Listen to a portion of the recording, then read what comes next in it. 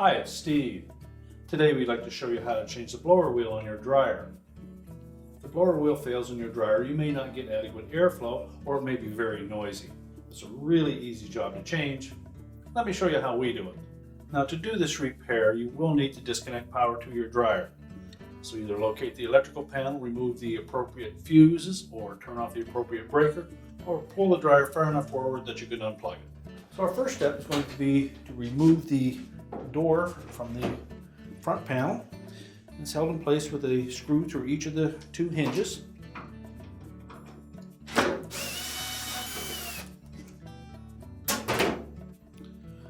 Now there are arrowhead fasteners on those hinges, so we'll need to lift up slightly on it and pull them away, and then we can set that door aside. And then on the opposite side there will be two little brackets to hold that front panel in place. And they're held in place with a single screw through each of them. So just remove those.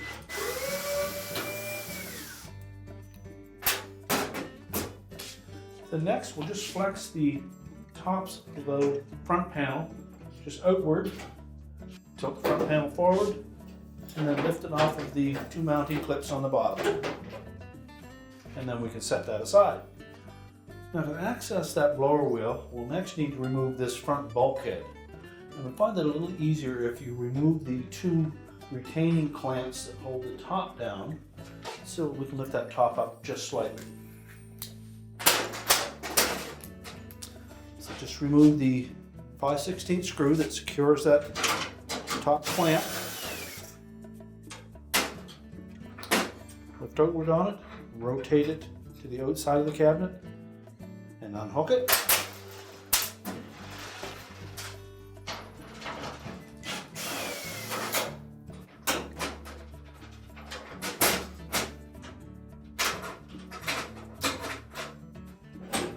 And that will allow that top to lift up slightly.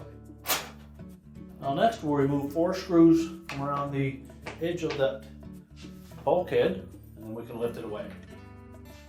Now you note there are a couple of areas where there are 2 screws together, and they'll typically have a little notched out area. And the notched out area is the screw that we will remove.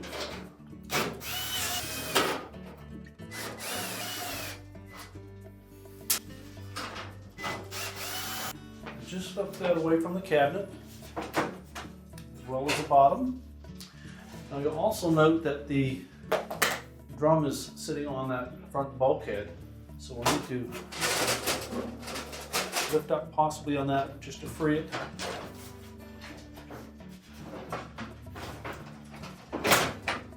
And then pull the assembly out. And once we have it part way out of the dryer, we'll next need to disconnect the wire harness to the light bulb as well as the door switch. Now with the bulkhead pulled away from the drum, we're just going to lift it out.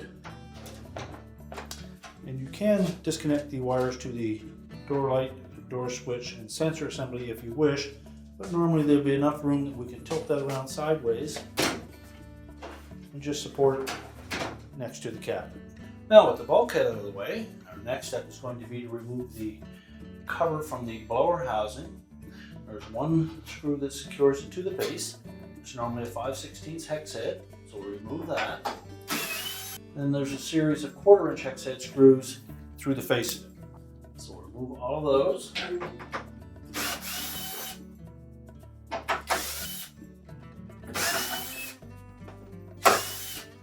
Now with those screws removed, pivot that cover out of the way. And next we're going to remove that spring clamp around the outside of the hub of that blower wheel. Just take a pair of needle nose pliers, remove that, and keep it for use on the new one. And as well, there is a snap ring on the end of that motor shaft that we'll need to remove as well. So just carefully spread that enough to remove it.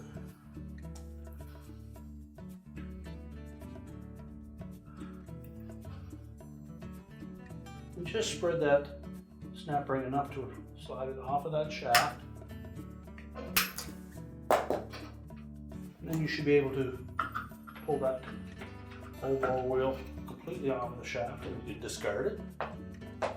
Now next we'll want to make sure that we clean up the end of that motor shaft, and if there's any lint build up here, you can remove that as well. So next we'll line up that blower wheel on the motor shaft. Take note that it is a D shaft, so it will only fit one way. Make sure it's pressed firmly all the way onto that motor shaft. And next we'll reinstall that snap ring.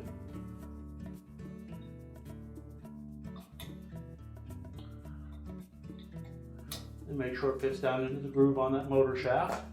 Next we'll reinstall the spring clamp.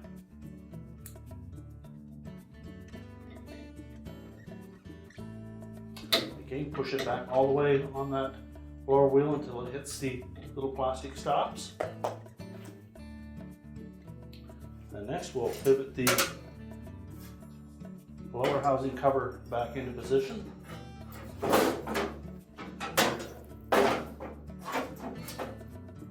And then we can reinstall the mounting screws for that. Now you may find that the drum exerts a little bit of pressure on that blower housing. It may push it down out of the way a bit. So you want to make sure that we line up all the screws before we tighten them up.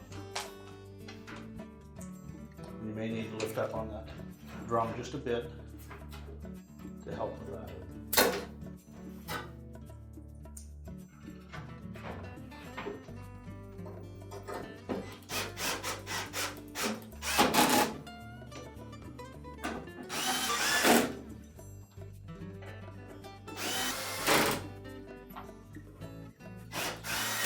And then secure that cover to the base with a single screw. And now we can pivot the front bulkhead back into position. Then we'll just lift that bulkhead up and position the inlet duct onto the base. And we'll pivot it into position, making sure that we get the two drum glides in underneath the front edge of that drum. Probably need to lift that drum up just slightly to do that. Just making sure that we get the front glides in underneath the edge of that drum. And also make sure that the felt on the back of that bulkhead goes outside of the drum.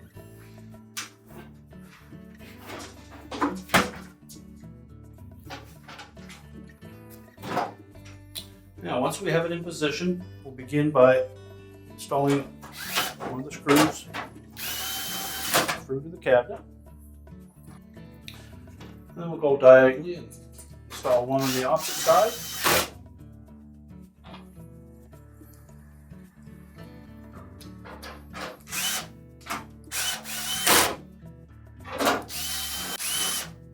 Now once we have bulkhead mounted on, we'll drop that main top down over the edge. Now when we install these hooks to hold the main top down, we want to make sure, you'll see a little small rectangular slot underneath that top, and that hook will fit in like that and pivot around. So just slide those hooks into place, line up the screw hole,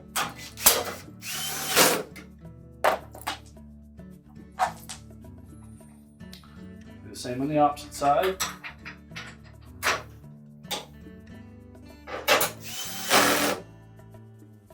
Now we can put the front panel back on.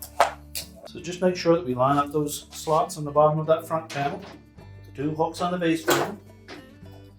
Make sure they sit right down in it. Tilt that panel forward and it should slide in underneath the main top. And make sure we engage the little hooks on either side with the two little openings on the back edge of that front panel. Now it usually means that you'll have to just twist that slightly out on the inside, engage those hooks, and let it pivot into place. We can then install the clips on the non-hinge side.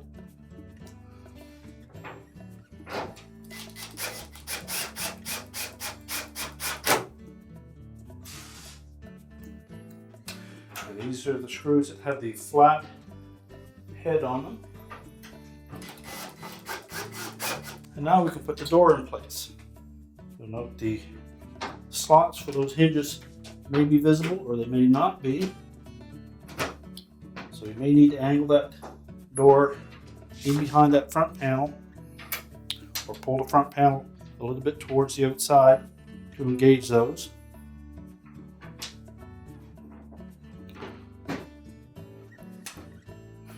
And once they're fully inserted into the front panel, you should be able to push down a bit on it to lock it in place, and the screw hole should line up. These are the screws that have an oval head on them.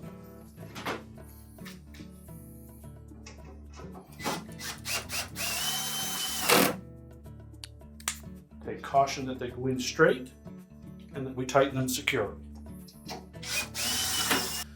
Ensure the door closes properly. We're ready to reconnect the power, and our repair is complete.